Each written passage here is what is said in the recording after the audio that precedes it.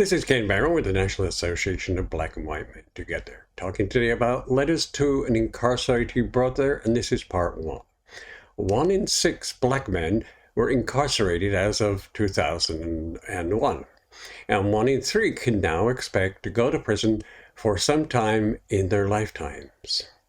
And I've been reading Harper's book, Letters to a Young Brother, and that received moving letters from inmates who yearned for a connection with a successful role model. He followed up with the latest book, which is Letters to an Incarcerated Brother, and it provides advice and inspiration in the face of despair, along with encouraging words for restoration and a self-worth sense.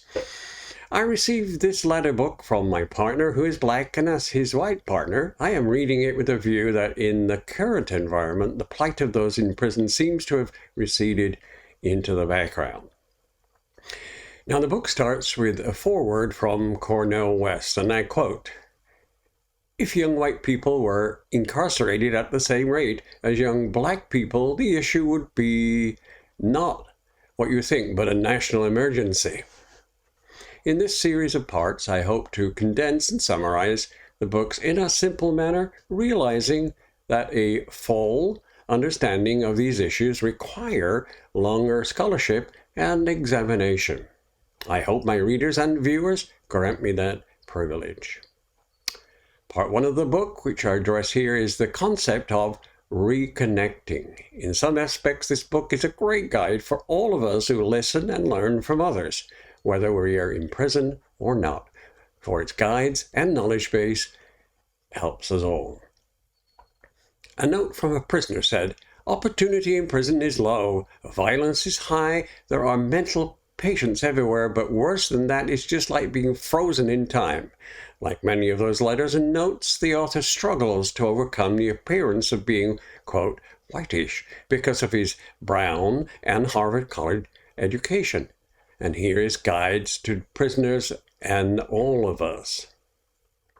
Having set aside the criticism from prisoners, Harper goes on to tell them that life is woven not just from what happened in your past, but also what you weave from those happenings and the patterns you make. They say it takes 21 days to challenge a habit, so do it incrementally. The author goes on to talk about mentors, which strikes a chord with me since my spouse is black and always will be my main man to mentor me, along with my friends at the National Association of Black and White Men Together, NABWMT, the John Bushes, the Mark Bihars, and many, many more. Harper talks about knowledge being power and education buying you option. Harper continues educating his incarcerated brothers and at the same time informing some of us that the only educational program in many jails is the GED. And there is hope, for example, if you go to, for example, booksthroughbars.org, and that sends books of inspiration and information. Here at the NABWMT, we pride ourselves on mentorship, and this should be a template for how we address our missions.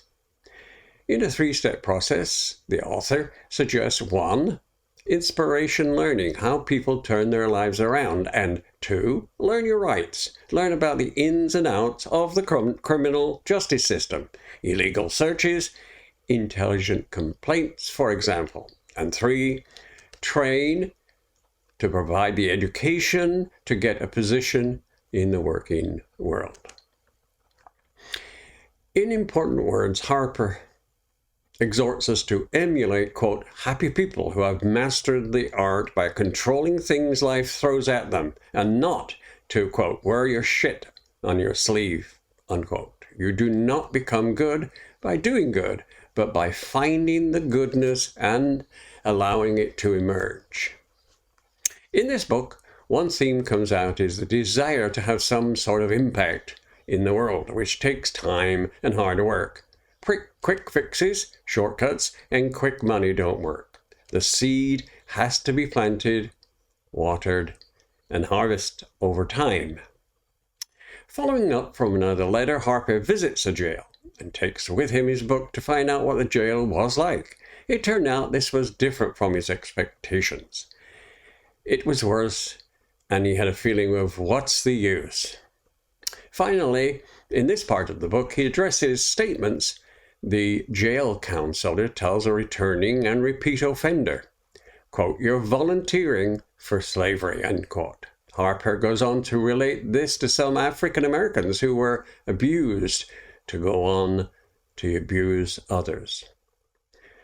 Comparing the prison system measures to those of the slave owners of the past is, quote, "mind-boggling," says the counselor. Like the slaves of the past, prisoners have to be wily to get an education. Slave masters used to fear and punishment was meted, and so does the prison industrial complex. All for profit. I want you to stay tuned, if you would, for part 2 that I'm working on, A Leap of Faith. This is Kim Barron. I'm with the National Association of Black and White Men Together. Please subscribe, comment, and if you want to visit our platforms, they certainly are on Facebook, on Twitter, Instagram, and our website is nabwmt.org. Email us at that address and visit us at nabwmt.org. Thank you for listening.